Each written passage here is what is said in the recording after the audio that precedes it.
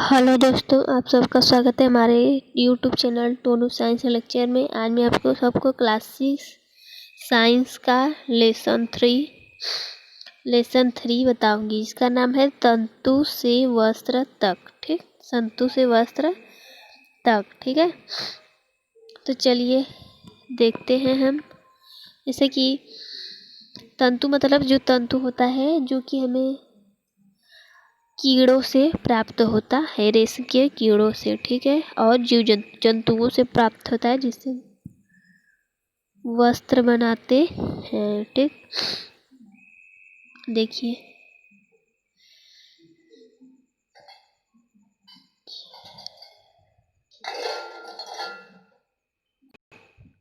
तो हम वस्त्र के बारे में देखते हैं। जैसा कि आप जानते हैं कि वस्त्र मतलब दो प्रकार के होते हैं। ठीक है, एक सूती वस्त्र होता है और एक कृत्रिम। ठीक, एक संस्कृत कृत्रिम होता है वस्त्र, एक सूती। और कुछ ऊनी मलमल और ठीक होते हैं, कुछ रेशमी भी होती हैं। ठीक, जैसा कि हम जानते हैं कंबल, पर्दे, मेजपोश, तौलिया और झाड़न, डस्टर आदि ये सब भिन्न भिन्न प्रकार के कपड़ों से बने होते हैं। ठीक है, यहाँ तक कि बस्ते और बोरे भी किसी प्रकार के वस्त्र से बने होते हैं। ठीक है, और उन्होंने इन सभी वस्त्रों की पहचान सूती, ऊनी, रेशमी और श्रमिक की कृत्रिम वस्त्र के रूप में किया। क्या आप इन वस्त्रों में कुछ पहचान कर सकते हैं? तो चलिए देखते हैं कि सूती का और सब का पहचान कैसे करेंगे। हम देखते हैं 3.1 वस्त्रों में विविधता। ठीक, इसमें क्रियाकलाप 1।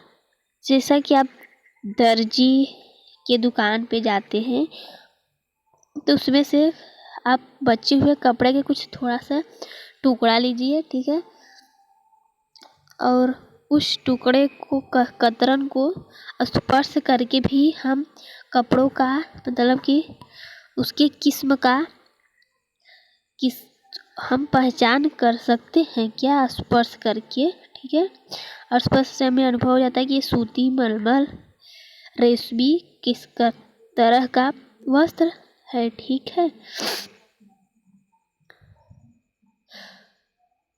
कपड़ों पर जो है सूती, रेशमी और संश्लिष्ट का लेबल भी लगा होता है। ठीक है, क्रियाकलाप 2 में हम सूती वस्त्र को पहचानेंगे। देखिए सूती वस्त्र को कैसे पहचानेंगे।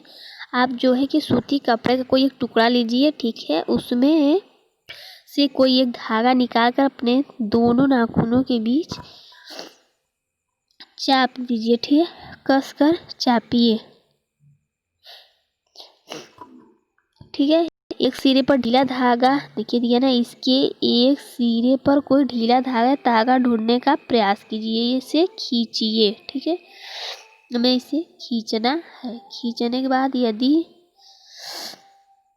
देखिए अगर तागा नहीं निकल रहा है तो उसे हम सुई या पिन की सहायता से भी निकाल सकते हैं। ठीक है, अब हम तंतु के बारे में जानते हैं। जैसा कि आप जानते हैं कि तंतु जो है, तंतु वो क्या होता है, वो हमें रेशमी कीटों से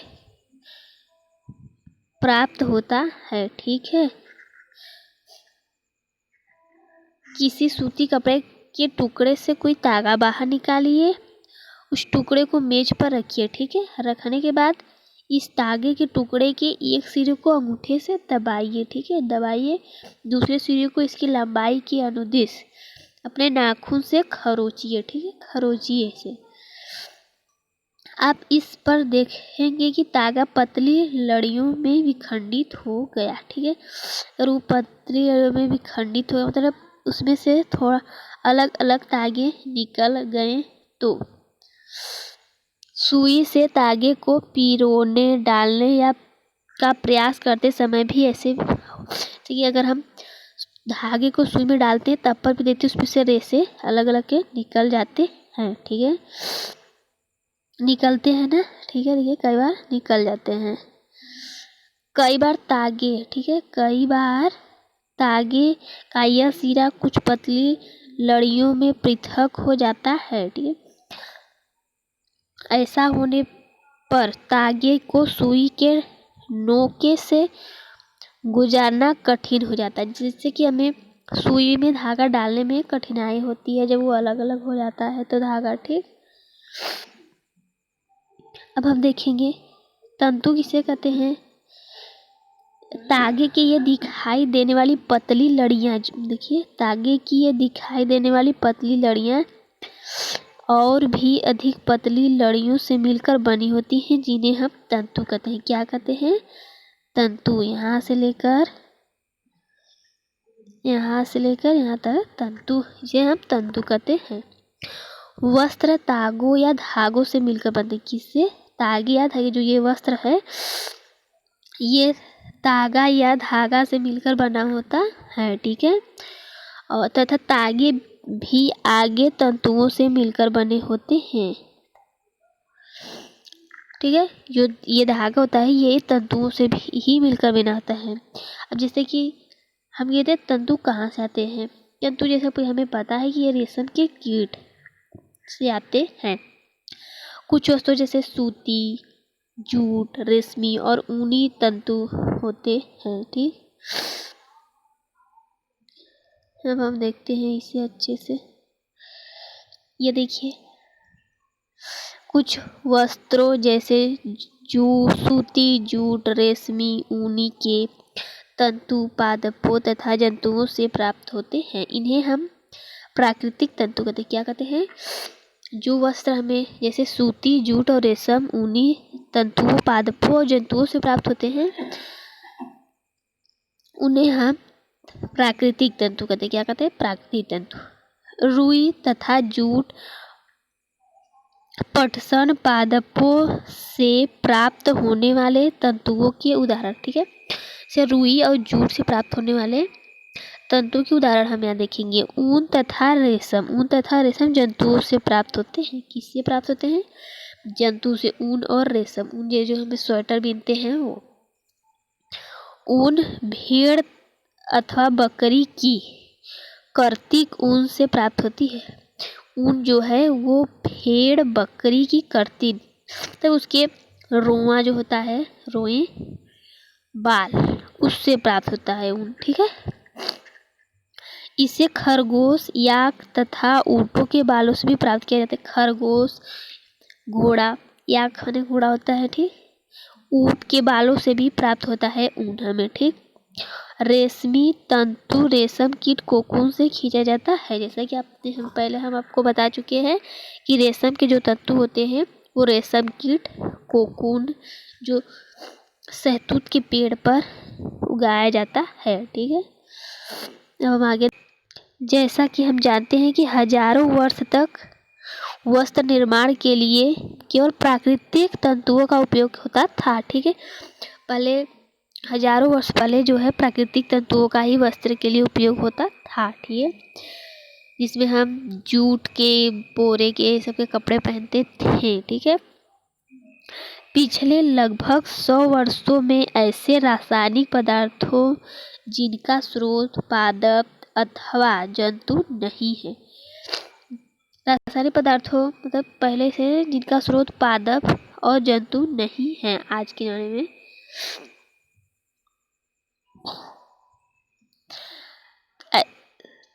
से जंतु तंतुओं का निर्माण किया जा रहा है। रासायनिक, जैसे कि अब जो है इस समय रासायनिक पदार्थ जिनका स्रोत पादप और तंतु नहीं है उनसे निर्माण किया जा रहा है। इन्हें संश्लिष्ट तंतु भी कहते हैं। क्या कहते हैं? संश्लिष्ट तंतु। जैसे कि पॉलिएस्टर का, नायलॉन का, एक्रिलिक का और संश्लिष्ट तंतुओं के उदाहरण हैं, ठीक है। जिसमें पॉलिएस्टर, नायलॉन और एक्रिलिक, इन सबको हम संश्लिष्ट तंतु कहते हैं, ठीक है। तो हम आगे अब हम कुछ पादप तंतु को देखेंगे। देखिए कुछ पादप तंतु, ठीक है। इसमें हम रुई जो है हमें जंतुओं से मतलब पादपों से प्राप्त होता है। ठीक है, तब देखते हैं, चलिए। से क्या आप जानते हैं कभी तेल के लैंपों के लिए बत्तियां बनाई हैं? ठीक है, पहले जब मतलब बत्ती मतलब लाइन नहीं हुआ करता था तो हम लैंप जलाते थे, उसके लिए जब बत्तियां बनाते थे वो रुई से बनाए थे। अब बत्तियां बनाते हैं दीपक जलाने के लिए। बत्तियों को बनाने के लिए क्या आप उपयोग में लाते थे? अब किसका उपयोग करते थे? तो हम किसका? रुई का उपयोग गद्दों, रजाइयों अथवा तकियों में भी किया जाता है। ठीक है, रुई का उपयोग हम गद्दा, रजाई, तकिया, सोफा आदि के लिए करते हैं। ठीक है, अब आगे देखते हैं, हम कपास के बारे में जानते हैं। ठीक है, देखिए, हम रुई के कुछ टुकड़ों को लीजिए और उसे तानिए मतलब खींचिए। ठीक है, उसमें से जो पतली पतली लड़ियाँ निकलती हैं वो कपास के तंतुओं से बनी होती है। किसकी? कपास के तंतुओं से बनी होती है। अब हम जानते हैं कि रुई कहाँ से आती है, तो इसे खेतों में उगाया जाता है। जो कपास के पौधे वहाँ उगाए जाते हैं, कपास के पौधे। ठीक है, कपास के पौधे में से रुई उगाई जाती है। जहाँ मृदा मतलब जहाँ की मिट्टी काली और जलवायु उष्ण होती है वहाँ पर रुई उगता है, कपास। अब हमें ऐसे राज्य का नाम बताना है। ठीक, अब देखिए, कपास की खेती, कपास के फल जो है, कपास गोलक, क्या? कपास के फल कपास गोलक कहलाते हैं। ठीक है, आगे देखते हैं, जो लगभग नींबू की माप में होते हैं। मतलब कपास गोलक जो होता है, कपास का फल वो नींबू के आकार का होता है। जो पक जाने पर बीज टूटकर खुल जाते हैं उसके, और कपास तंतुओं के ढके बिनौले कपास के बीज देखा जा सकता है। जब वो मतलब टूट जाते हैं, पककर फट जाते हैं, उसमें हम कपास के बीज को देखते हैं।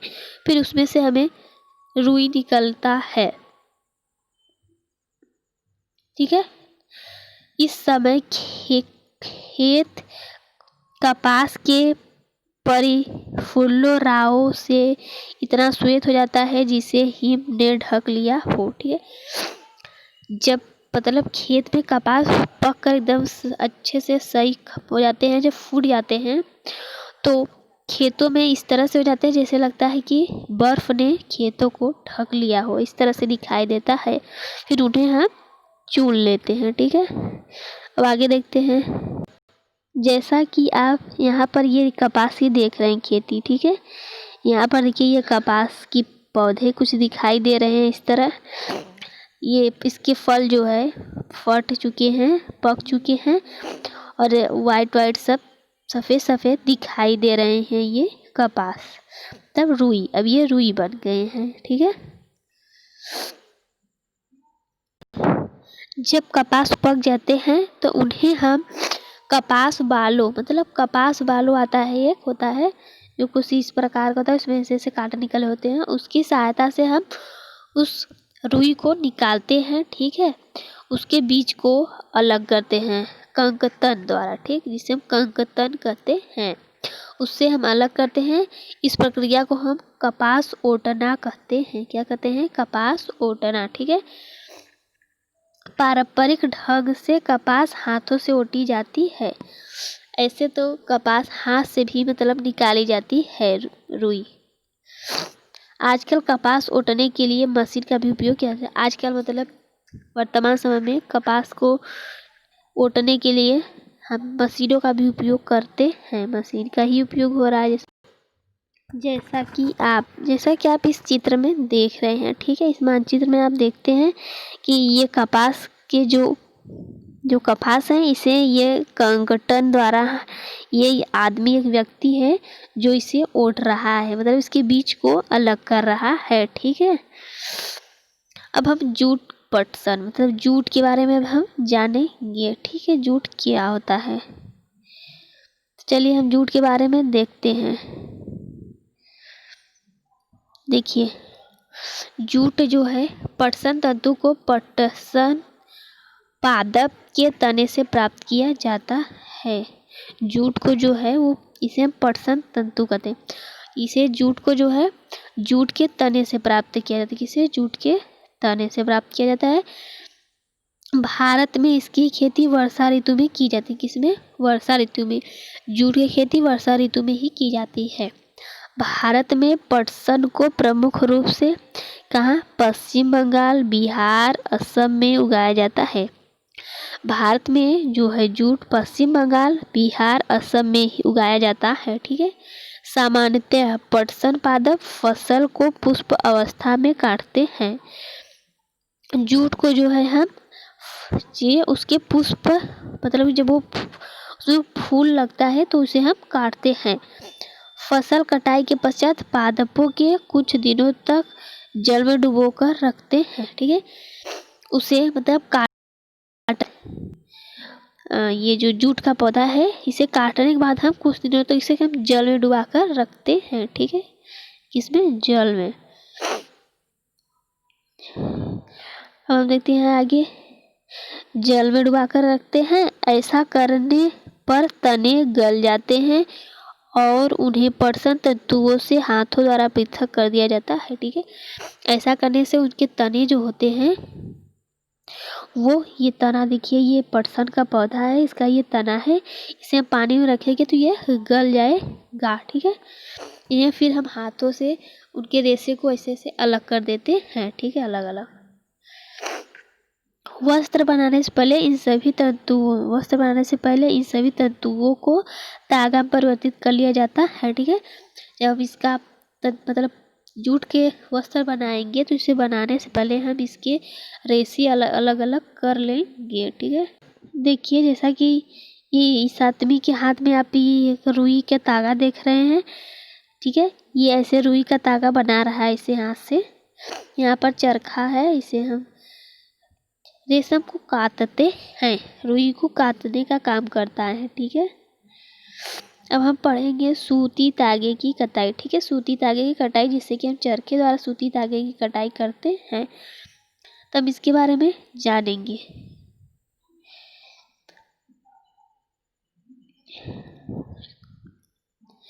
देखिए, एक हाथ में कुछ रुई पकड़िए। ठीक है।